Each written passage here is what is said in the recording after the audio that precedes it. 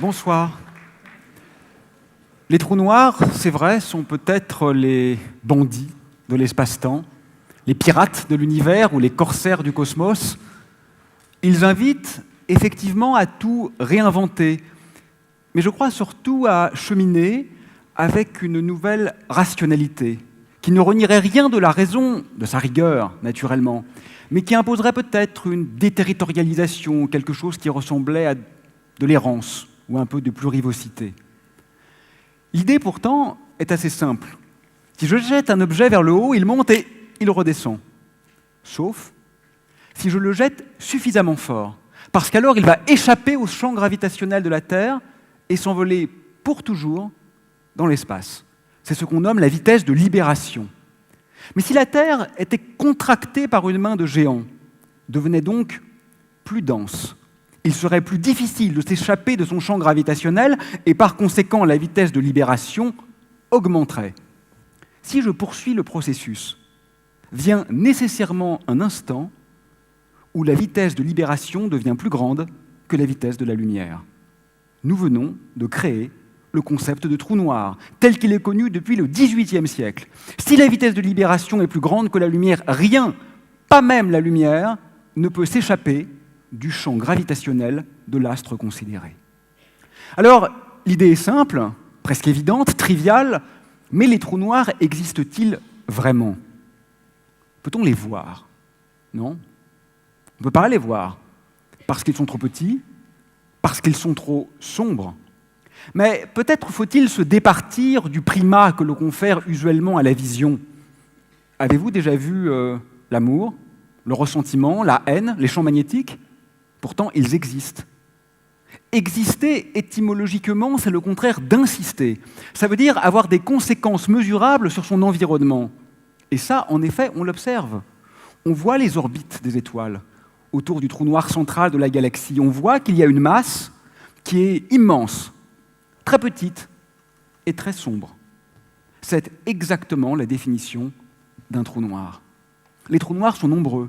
Il y en a vraisemblablement des centaines de millions dans notre galaxie, et ils ne sont pas dangereux. Ce ne sont pas, comme on le dit parfois, des ogres qui dévorent tout sur leur passage. Si le Soleil devenait un trou noir, l'orbite de la Terre demeurerait exactement la même parce que la gravitation est démocratique. Les trous noirs ne sont pas non plus, comme on les représente dans certains livres de vulgarisation, des entonnoirs. Ce sont des sphères, presque parfaites. Des sphères caractérisées par une surface qu'on nomme horizon et qui est en quelque sorte immatérielle. On ne se heurte pas sur un trou noir. Vous qui entrez ici perdez toute espérance. C'est ce qu'écrivait Dante dans sa comédie pour décrire les enfers. Et c'est effectivement un peu ce que sont les trous noirs.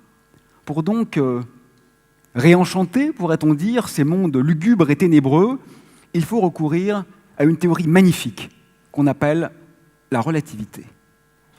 La relativité restreinte, elle nous montre d'abord qu'il existe une vitesse absolue, indépassable. Elle nous montre surtout qu'il est possible de contracter l'espace et de dilater le temps. Du simple fait que je bouge ma main par rapport à la vôtre, ma montre se désynchronise légèrement de la vôtre. Ce qui veut dire littéralement que les voyages dans le futur sont possibles, que nous pourrions tous devenir plus vieux que nos propres parents. La relativité restreinte nous montre aussi E égale mc2, que l'on peut transformer une propriété, l'énergie, en existence, la masse. Mais au-delà de ces étrangetés, c'est la très grande et très fascinante théorie d'Einstein, la relativité générale, qui va vraiment éclairer d'un nouveau jour les trous noirs. La relativité générale, elle nous montre que l'espace se distord et se distend, eu égard à la présence des corps. Elle nous montre, pourrait-on dire, que la matière façonne l'espace et qu'en retour, l'espace infléchi dicte à la matière ce que sont les trajectoires possibles. L'espace, c'est-à-dire la gravitation, devient dynamique.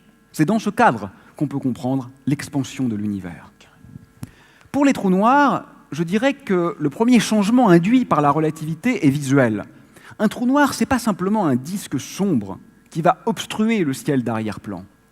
Un trou noir, en réalité, c'est quelque chose qui va engendrer un chapelet d'images, pourrait-on dire, spectrales et sépulcrales du ciel étoilé, parce que la lumière peut suivre des trajectoires complexes dans cet espace déformé par le trou noir. Ça nous invite aussi à comprendre qu'une même expérience peut être appréhendée de façon différente. Une pierre, par exemple, qui tombe sur un trou noir, sera vue par l'observateur local comme entrant dans le trou noir à la vitesse de la lumière. Mais un autre observateur lointain verra la pièce se figer à la surface du trou noir. Ce sont des visions apparemment antagonistes et pourtant parfaitement cohérentes d'un même monde dans une acception relativiste. C'est aussi la relativité qui nous permet de comprendre que les trous noirs sont là encore, littéralement et sans métaphore, des machines à voyager dans le temps. Si je m'approche suffisamment de l'horizon d'un trou noir, sans entrer à l'intérieur, et donc en pouvant m'extraire de sa présence, j'aurais littéralement vécu peut-être 10 minutes dans mon référentiel propre, pendant que se seront écoulés des millions ou des milliards d'années dans le reste de l'univers. Et les deux durées sont tout à fait exactes de leur point de vue, de leur acception et de leurs mesures respectives. Alors la relativité, ça permet aussi d'aller plus loin et d'imaginer des voyages dangereux. Par exemple, à l'intérieur des trous noirs. Dans un trou noir, on peut y pénétrer, parce que, rappelez-vous, l'horizon est immatériel. Je ne ressens rien quand je pénètre dans l'astre occlus. Mais les choses deviennent un peu complexes. Je ne peux plus m'arrêter. C'est nécessairement dynamique. Je vais couler, m'effondrer en quelque sorte vers la singularité centrale, cette espèce de déchirure de l'espace-temps, qui d'ailleurs, stricto sensu, n'est pas un point situé quelque part, mais constitue plutôt un achèvement de l'écoulement du temps. Dans un trou noir, la lumière émise vers l'extérieur va en réalité vers l'intérieur, parce que dans un trou noir, l'espace se change en temps et le temps se change en espace. De la même manière que dans notre monde, le temps s'écoule inexorablement, nous vieillissons. Dans un trou noir, c'est l'espace qui s'écoule, et on ne peut pas contrer cet écoulement. Un astronaute téméraire ou imprudent qui entrerait dans un trou noir verrait comme dernière image un cerceau, un anneau de lumière infiniment brillant, séparant deux hémisphères extraordinairement sombres. C'est une fin, je trouve, qui ne manque pas d'un certain panache. Alors on peut aller plus loin encore et considérer les trous noirs toupies, les trous noirs en rotation, on les appelle des trous noirs de Kerr. Ces trous noirs qui sont réels, parce qu'en réalité les étoiles tournent, donc les trous noirs qu'elles engendrent tournent également, présentent des propriétés remarquables. L'espace-temps est entraîné par la rotation du trou noir. À l'intérieur de l'horizon, on voit apparaître non plus un univers, mais une multiplicité et même une infinité d'univers de gravité répulsive et attractive. On ne sait pas très bien aujourd'hui s'il s'agit d'un simple artefact, artifice mathématique. C'est tout à fait possible, c'est même probable. Mais peut-être s'agit-il en réalité des premières traces, des prémices de ce qu'on nomme un multivers. Cette multiplicité de mondes traverse toute l'histoire de la pensée. On la trouve chez les Grecs anciens, avec Anaximandre et Démocrite. On la trouve à la Renaissance, avec Decuzes, Rabelais, Bruno. On la trouve à l'âge classique, avec Leibniz, au XVIIIe siècle, avec Fontenelle, et en philosophie contemporaine, avec Goodman et Lewis. Ce qui est remarquable, c'est que cette possible pluralité d'univers fait aujourd'hui, via les trous noirs, effraction, pourrait-on dire, dans le cadre très rigoureux de la physique théorique. Le grand mathématicien Roger Penrose a compris également que les trous noirs pourraient constituer une source d'énergie presque infinie et extraordinairement écologique. Il serait d'ailleurs une machine de recyclage absolument parfaite en extrayant l'énergie de rotation. Ah oui, on ne peut pas récupérer ce qu'il y a dans le trou noir, puisque rien ne peut sortir. Mais on peut, en revanche, jouir de l'énergie associée au mouvement du trou noir. Alors, hélas, c'est une boutade de physiciens théoriciens, parce qu'il ne vous a pas échappé que dans le monde réel, nous ne vivons pas à proximité d'un trou noir en rotation. Donc, notre salut, si salut il y a, ne viendra pas du miracle technologique ou scientifique, mais plutôt du sursaut éthique, puisque vous savez que nous sommes en train de nous suicider. En quelques décennies, nous saccageons des millions d'années d'évolution subtile et fragile, et la catastrophe sans précédent dans l'histoire de l'humanité, et vraisemblablement sans précédent dans l'histoire de la Terre, que nous engendrons et que nous subissons, emmène dans son sillage quelques millions d'espèces, quelques milliards de vivants non humains, par ailleurs terriblement réifiés par notre hargne froide, et c'est la raison pour laquelle je crois que nous ne pouvons pas ne plus en faire notre préoccupation première, et c'est la raison pour laquelle, même dans un exposé sur les trous noirs, je pense qu'il est indispensable de le rappeler. Mais on peut aller... Merci.